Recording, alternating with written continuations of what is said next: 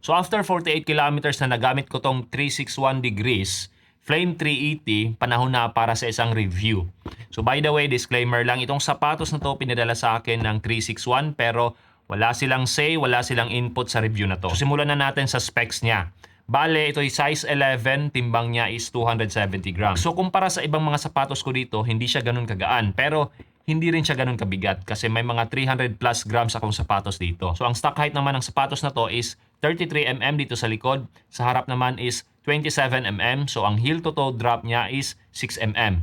Ang midsole technology na gamit ng 361 dito is yung tinatawag nilang CQ Tech na magaan, tapos bouncy, ramdam mo yung energy return, tapos good enough na rin yung cushioning niya. So itong sapatos na to, itong midsole niya, meron din siyang plate, nylon plate na merong quick balance technology ng 361. Ito, nabebend mo or flexible pa rin siya. So hindi siya ganun ka-harsh, hindi siya ganun ka-intrusive pagdating sa pagtakbo natin. Now kung mapapansin din natin, meron siyang butas dito. Tinatawag nila itong yes window na nagbibigay or nakakatulong sa propulsion. At the same time, nagiging dynamic din yung heel to toe drop natin. At dahil din dito, mas less yung pressure dito sa midfoot natin at nakakatulong din to pagdating sa stability ng sapatos na to sa pagtakbo natin. Kasama na dito yung ating nylon plate. Tapos ito naman yung outsole niya, upgraded RPU, maganda yung durability. As far as I know, yung nasundan na version nito, hindi ganun kaganda yung durability ng kanilang outsole. This one, I think, yun nga, upgraded na siya. Ito yung pudpud niya after 48 kilometers. So tingnan nyo na naman, or tingnan natin. Try natin i-focus. Ayan. Diyan. Siguro mapapansin nyo, may konti lang. So tingnan natin yung kabila. Actually hindi ganun ka pudpod yung kabila. So yan lang yung napudpod. I think hindi naman siya masyadong halata kung di talaga natin tititigan. So far naman sa mga takbo ko, mapatuyuman o kaya basang daan, although hindi siya ganun kabasa, wala naman ako naging problema in terms of traction or grip niya. Now itong upper niya gawa sa upgraded fabric, breathable. Makita natin may mga butas-butas yan. Tapos dito sa gilid, ganun din. Tapos dito sa malapit sa mga lacing holes niya, ganun din, may butas. Ayan. Tapos may overlay siya na nagbibigay structure. Siyempre, sa gilid-gilid.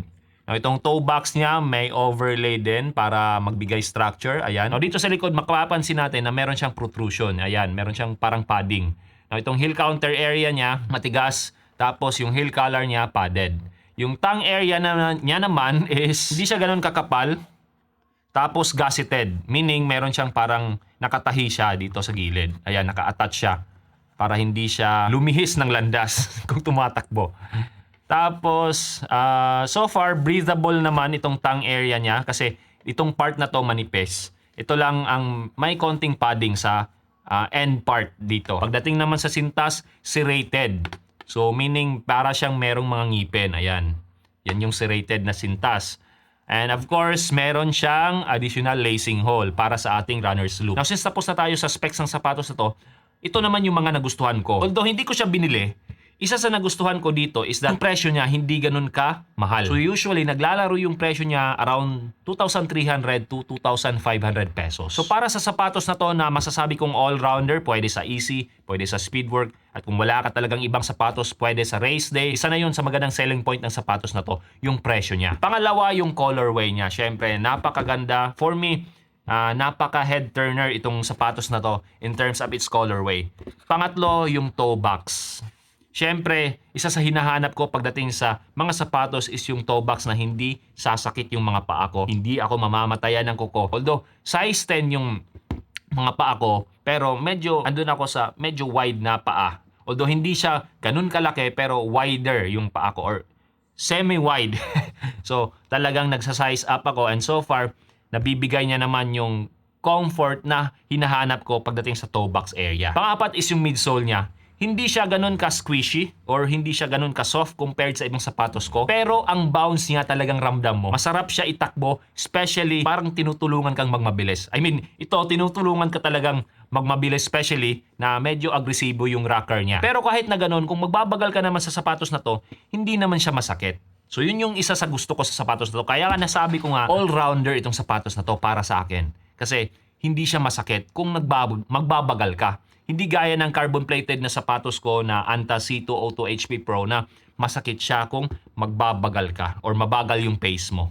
Kasi gusto niya na talagang mabilisan. Ito, Dahil sa flexibility ng nylon plate niya, hindi siya ganun ka-harsh pagdating sa mabagal na pace. And surprisingly, pagdating sa stability niya, wala din akong naging problema. In terms of breathability naman, hindi siya mainit sa paa. Yung lockdown feel mo dito maganda rin. Wala akong heel slippage na nararamdaman or na-experience pagdating sa pagtakbo ko. Especially nung ginagamit ko siya sa speed workouts ko. Saka yung sinabi ko dun sa isang video ko patungkol sa serrated lace, ito, hinahanap ko talaga to sa mga sapatos ko, especially kung ginagamit ko sila sa mabilisang takbo or mga speed workouts. Saka isa to sa mga sapatos na familiar yung ride, hindi ko kailangang mag-adjust pagdating sa aking running mechanics. Kasi may mga sapatos ako dito na after ko or first try ko talagang naninibago ako. Itong sapatos na to, hindi siya ganon. Wala akong adjustment na kailangan gawin sa running mechanics ko. Now, kung meron akong hindi nagustuhan sa sapatos na to, yun yung ingay niya na nakakatawag pansin sa ibang tao na tumatakbo rin.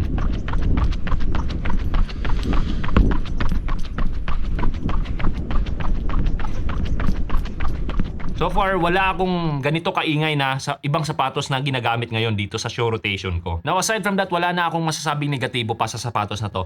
Especially given its price.